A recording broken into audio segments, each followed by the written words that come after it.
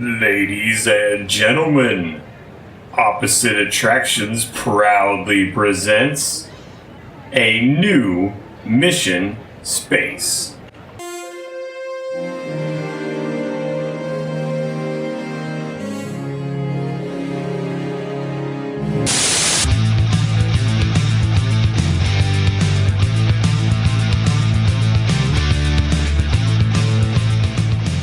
Welcome to Opposite Attractions, ladies and gentlemen, the show about theme park design that is technically possible. I am your host, Scottye Moore, joined as always by the man who forgot to tell us he had a heart condition before this episode, Jim Murphy. I am also pregnant or nursing. Yes. Hey, don't talk about that shit, man. We snuck a pregnant woman onto E.T., Pirates of the Caribbean. I've done it all, baby. you snuck her on. You put her under your shirt, and you said no. And then I looked pregnant, and then it was a struggle to get me in the ride. And then I was like, no, I just had a lot of corn dogs recently. Is what happened with me. Churros do that to you. The churros, baby. That's all it takes. So we're fixing up Mission Space for this episode, a ride that I famously refused to ride, and I had never seen point of view video of Mission Space until I realized I had to know what I'm fixing up. And Jim, it might be the worst ride I think I've ever seen in my entire life. Wait, you watched Green. Did you watch Orange? I watched Orange, and I don't know if the guy had a steady cam or what, but it looked like the exact same ride. Well, so as of 2 years ago, they were the same, but the orange was we're gonna I think it actually turned you upside down using the centrifuge, but when they were people might not like that, so they had the green was the same ride, but without that. So it wasn't as extreme, but it was I think the audio video was the same. But then last year they upgraded Green to essentially be Soarin' in space. Oh, really? I might have seen the before that happened version. So then. Yeah, they changed it to you take off and you fly around the planet and then land back down in Florida. So it's there's the Great Wall of China from space, and there's Paris from space, and then it's there's a little bit of turbulence, we're hitting bad weather, and then you land, and that's it. That's the only thrilling part of the ride. It's just,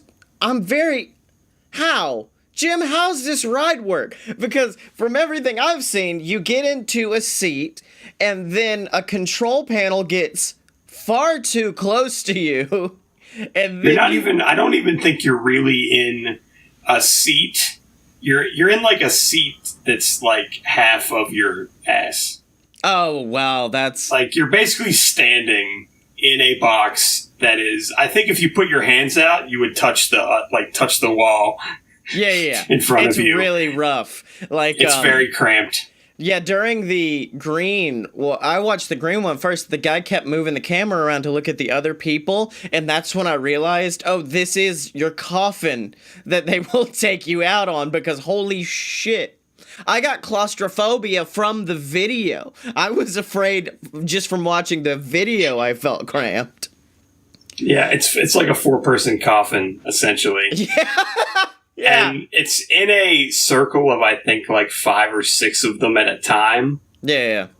And it just spins in a circle while you're riding it and kind of pitches back and forth and left to right. It's on an arm, sort of. It's a similar arm to what they use for, I think it's the Iron Man experience in Tokyo. Oh, okay. But I think in the United States, somehow...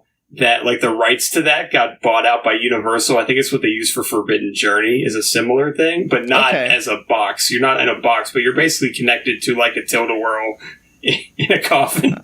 I hate it. I hate everything about this ride. You picked the perfect ride to fix up because this ride absolutely sucks. The post-show area, the post-ride thing is amazing. Yeah. It is fun as all hell.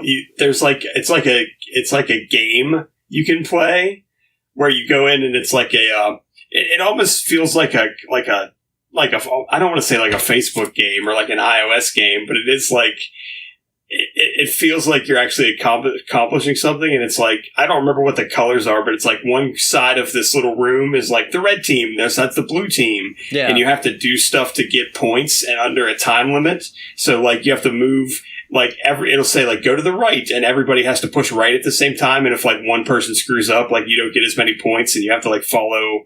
Or some people have to do one task, and then everyone else has to do like another task, and you're all trying to work together. Now, In a little group. It's a fun little experience. I was thinking, say, is it like the end of Spaceship Earth where you can walk in even if you didn't ride the ride? Oh, thank God, because I do want to do this, but I absolutely do not want to have to force myself through Mission Space. I think you can walk in the back of like Test Track, you can walk in the back of like the Living Seas, you can walk in all those things and just do that stuff. Yeah. I don't know why you would want to just walk into Spaceship Earth and do this stuff, but some people are weird. Yeah. Okay, so, Jim, I wanted to bring a quiz to the table. And before the show started, we both did bring up the fact that if you Google Mission Space Quiz, you essentially get a real shitty, like, official Disney Parks quiz that they've made apparently 3 iterations of. Well, remember, the ride did change, and when they updated the green, because before your, like, missions control, like headquarters guy was Gary Sinise. Oh my God, what? And now it is Gina Torres, who was in Firefly. Oh, that's cool. I like that. So I don't know what other things changed. I think not much else changed. They just like took him out and put her in. Yeah.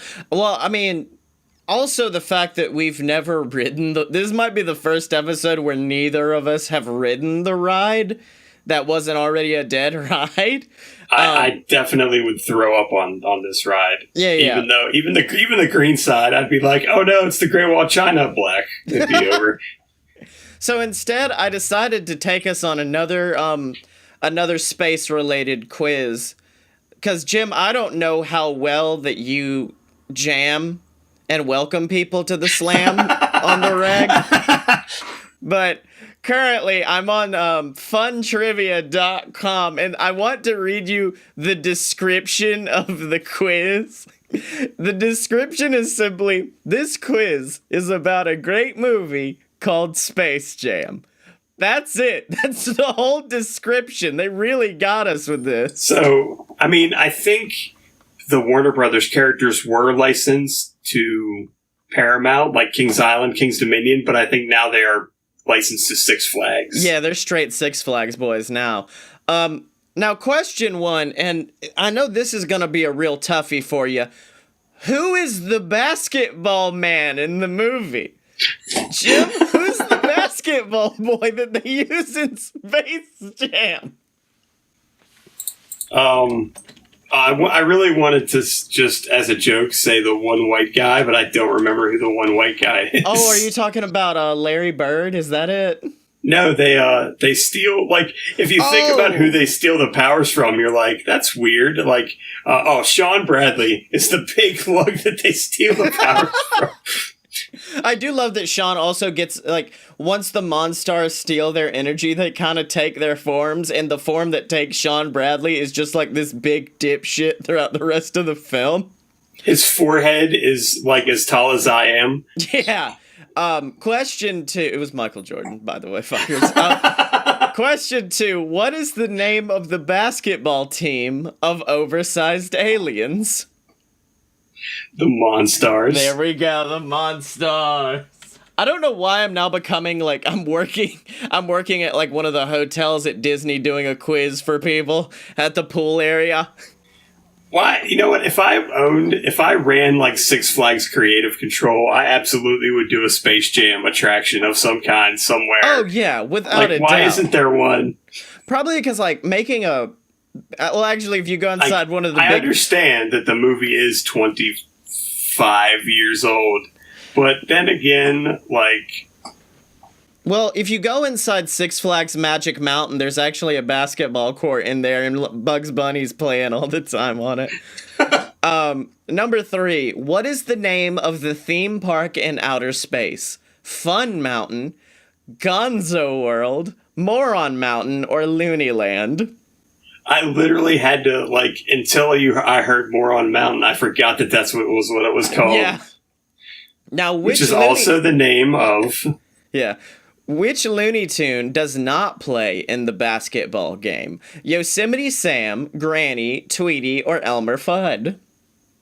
Oh. Well, I think Yosemite Sam's the ref. Nope, the ref is Marvin the Martian. Oh, yes. I know the answers. Again, I'm just... Speak again, the characters. Speak to me the names of the Looney Tunes. Yosemite Sam, Granny, Tweety, or Elmer Fudd? I'm going to go with Granny. It was in fact Granny because she was instead a cheerleader and spent the whole game knitting the pom-poms. Also, was there a big deal with like Disney trying to purchase the rights to the Looney Tunes and them staying independent? And was the whole Mr. Smackhammer or whatever trying to buy the Looney Tunes a reference to this? Because it does seem like that. I don't think so. I don't think Disney ever tried to purchase the Warner Brothers characters. All right, number 5. What is the name of the Looney Tunes team?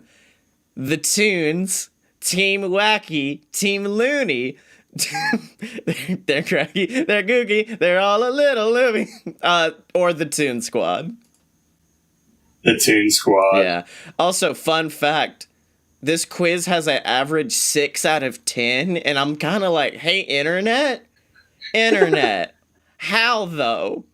What do the aliens use to suck out the basketball player's skill? A real question that can be asked about Space Jam.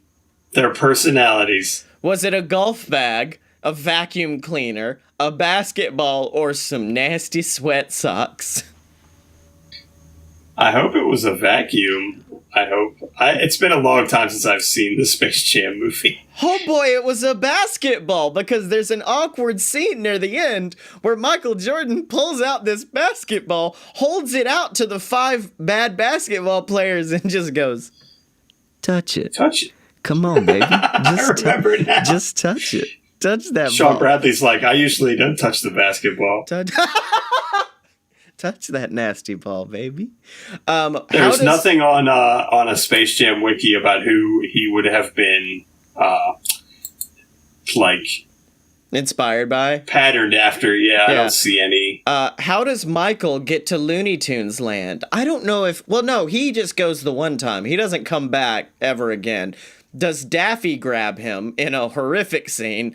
Is a vacuum cleaner again, an earthquake occurs and he falls in a hole or through a golf hole? It is through a golf hole. In the dumbest scene where he just leans down to get his fucking ball and he just falls through because that's how shit works. Oh shit. This just went from like... I think that's how he ended up on the White Sox also. Yeah, this just cranked it up to 11 because on the Space Jam DVD cover, who does it not show? Yosemite Sam, Sylvester, Taz, or Porky Pig? Oh, okay, I know Taz is there because he's eating the thing that all the Looney Tunes are coming out of. I'm gonna go with Sam, but it's either I'm just gonna look. I'm gonna cheat it and look at what the picture is. I think it's Sylvester. Because Sylvester seems like the least recognizable of them. You would be wrong on the Sylvester. Oh no! Were you wrong on the Sam? Because I know it's Taz. It doesn't appear that I am wrong on the Sam. Okay. Who directed the film Space Jam? Hans Goldman, Joe Pytka, Zachary Davis, or Kyle Cooper? Once again, no clue. Werner Herzog. This is going to be my opus. It will be about a giant aliens come to us and then they are attacked by the Looney Tunes. Dragging a basketball player over Moron Mountain. Yeah. I don't know. Is it Hans Goldman? Did it have a director? How about that? You're trying to trick us, Quiz. No one made this. This was fate. This was Oh my god! If you look up the picture of this fellow, of Hans. he looks like Riff Raff from the Rocky Horror Picture Show. Who? The director or Hans Goldman? Yes, the director. I'm gonna look up Hans Goldman and we're gonna compare so I can see. Oh, it's definitely Jim? Yeah. You'd think they'd put, other directors? You would think that, wouldn't you? But Hans Goldman is an Austrian-Swiss ophthalmologist and inventor who died in 1991. So I don't think it's him. Is it Kyle? Joe Pitka? I don't know. It is Joe Pitka is what it is. Okay. And then finally, is this filmed by the I do like the idea of if the end of the movie would have been like Yosemite Sam holding up like a pair of lenses to Michael Jordan, like, do you like one or two better? Yeah. One or two. And is this movie by the WB, DreamWorks, who I don't think were around until way after this movie, Disney, or Paramount? Well, DreamWorks is like 95, 6 range. So that is probably afterwards. Well, it's Warner. That is such a dumb question. It is absolutely the Warner Brothers characters. I know, right? The WB. Like, Mickey Mouse does not appear in this film. Yeah. I'm gonna dunk on all you bitches. They do make a reference to him, though. They do make a Mickey Mouse reference because they were, I believe they were talking about, Daffy was trying to get their team named the Ducks, and he responds with, what kind of Mickey Mouse organization would name their team the Ducks? The Ducks, yes. Mighty Ducks reference for the win. Yep. So, Jim, now that we're experts on space, after Googling a lot, I gotta ask you, how did you fix Mission Space? It seemed impossible.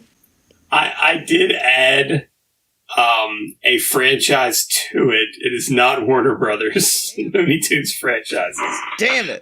For starters, so the outside of the attraction has the big globes. It has like the Earth globe, and it has the Mars big globe, and then it has some weird ass like orange globe that I think is probably in the ride somewhere. Jim, this is 2019. It's inappropriate to comment on the size of a ride's globes. They have got a personality. Well, I would probably just remove these are the changes to the outside of the attraction building. I would take the orange globe out, and I would change the red globe to be blue. Okay. It will become obvious in a moment why. You go into the pre-show, it is exactly the same as it is now. It is literally exactly the same. Okay. You get in the ride vehicle, everything is exactly the same. You get ready to like take off, and suddenly static. Everything goes static. You think, oh, this is kind of okay. Maybe the ride's broken. Everything comes back. It looks like it's normal. And then on the screen, you're looking out the little window. A little like Skype video call HUD pops up, and you see America's favorite game show host, Guy Smiley. Okay. I thought you were going in the red and blue pill situation, and then it was static, and then Keanu Reeves would pop up and be like, you gotta make a choice. Yeah, Guy Smiley, America's favorite game show host from the Sesame Street, does appear.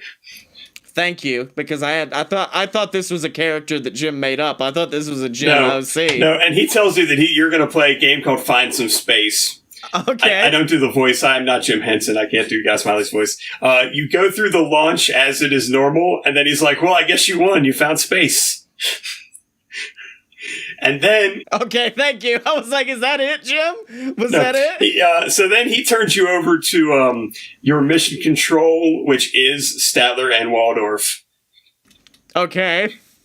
And they proceed to mock you for a while you're kind of floating there. And then Kermit kind of pipes in and says that what your real mission is that you have to find where Gonzo went because a stunt went bad and he is now in space. Okay, I thought this was going to be full-on pigs in Oh, it gets there. Okay, it does get there eventually, yes. You do end up first going to like an international space station, and you happen to like fly by Sweetums doing a spacewalk. Okay. Who does mention that he is still looking for Bean Bunny for some reason? Okay, that's cool. Yeah, Bunny! He's just screaming, Bunny! Bunny! Bunny ran away! So that happens, and then you do end up at Swine Trek, and you meet the characters of Pigs in Space. Fuck yes! And you find out that Gonzo did, like, crash into their ship. Mm-hmm. But, of course, they're like, he's like, how am I supposed to get back? And they're just like, well, this is just a TV set. and then you do come back to the planet, and you somehow end up landing in Elmo's world. La la la la la la la. And before you can completely have a panic attack of that, the static does come back, and then you're just like back to the normal ride again, and they just act like you just did the normal ride. Jim, I'd like to think that if you could remake an entire theme park, it would just be stealing rides from other theme parks and then putting the Muppets in them. That's it. That's all it would take to make the Jim Murphy theme park. Well, Disney kind of wanted to do that first, so yeah, wasn't it? They did want to make the Great Muppet Movie Ride, which we should have talked about last week, and we didn't. Yeah. Also, actually, what I did want to bring up. Because today, not the day this is going out like live to the world, but the day we are recording it is the 64th birthday of Disneyland. Aww.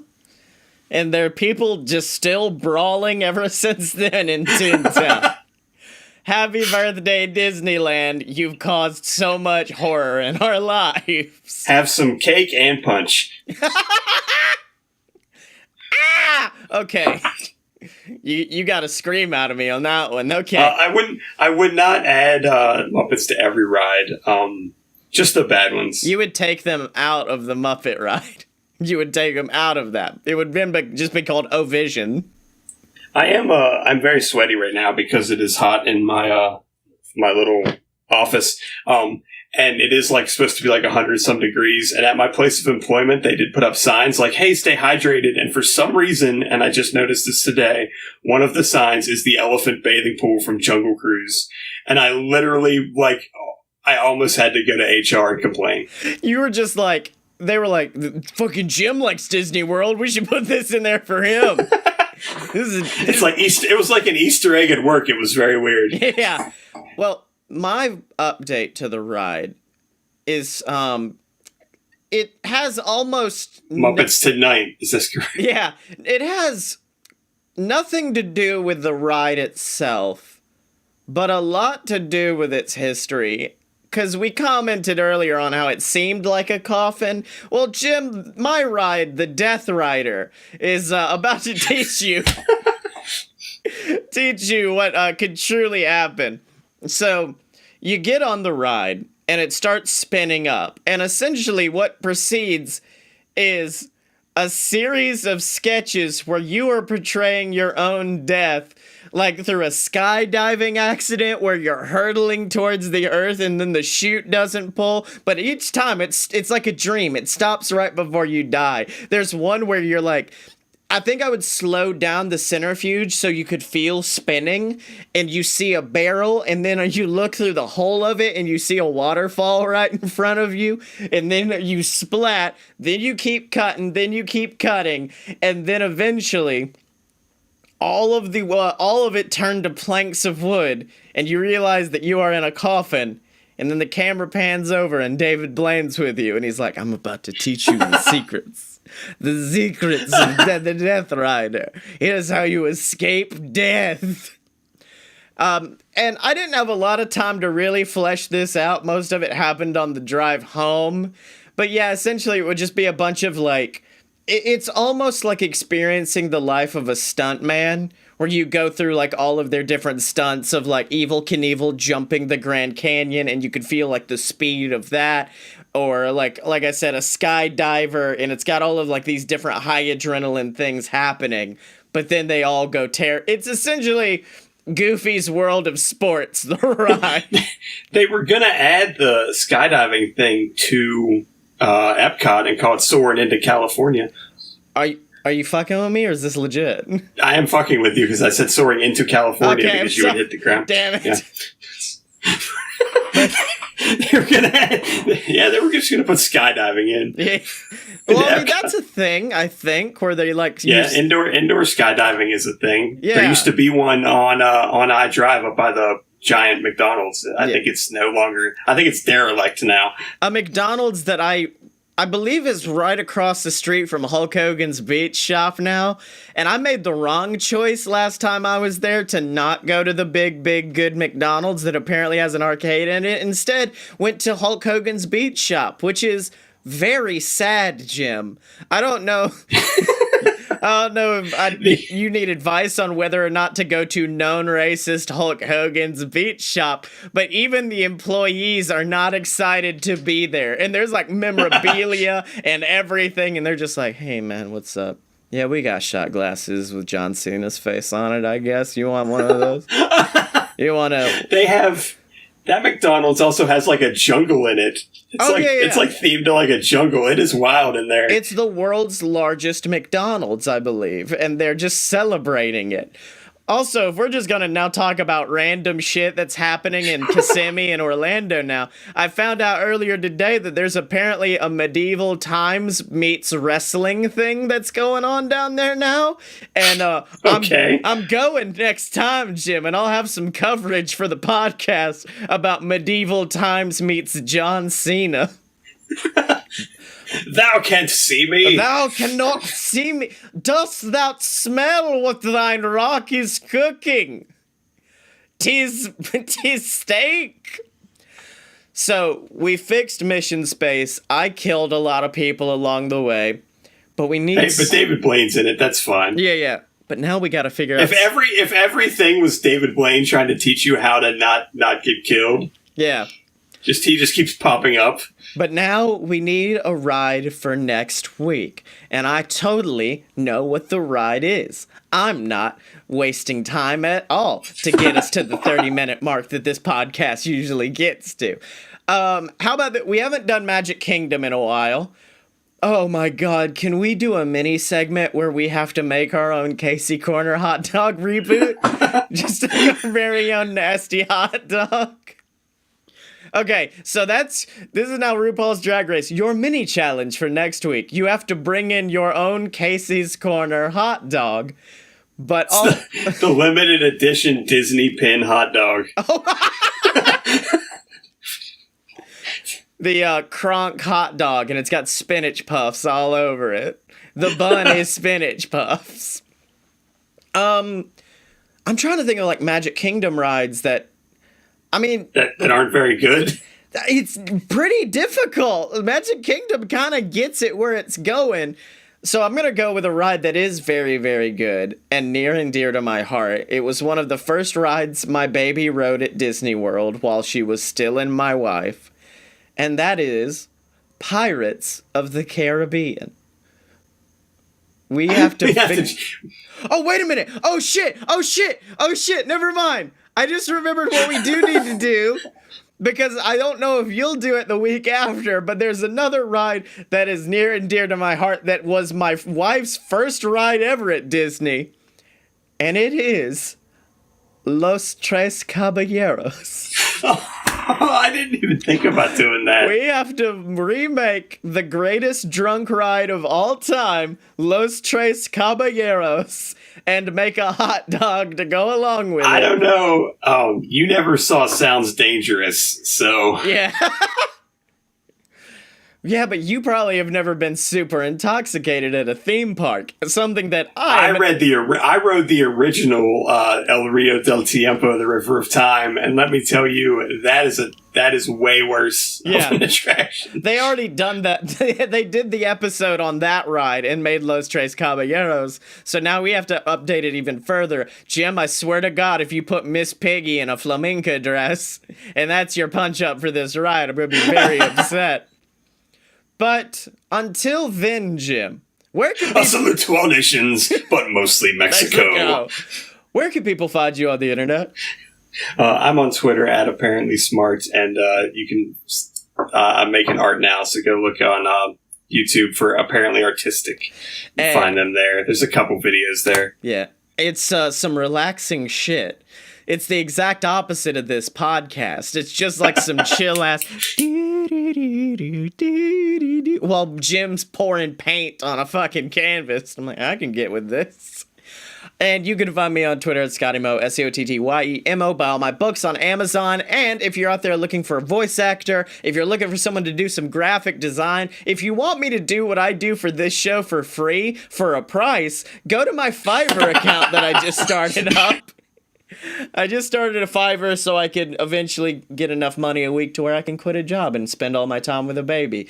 So now I'm guilt tripping you into giving me money. So check that out. Check out all You can also give me money. That's fine. Yeah. Check out all the other shows online at aloadofpurebs.com. And remember to support the show, whether that be by picking up some merch at merch.aloadofpurebs.com or by donating to our Patreon, patreon.com/aloadofbs. You get awesome perks, access to our Discord, where every time we go live, you get a notification right there on your phone. You get shouted out on the show of your choice every single week, like the Patreon Saint of Opposite Attractions, Ransom Meltzer.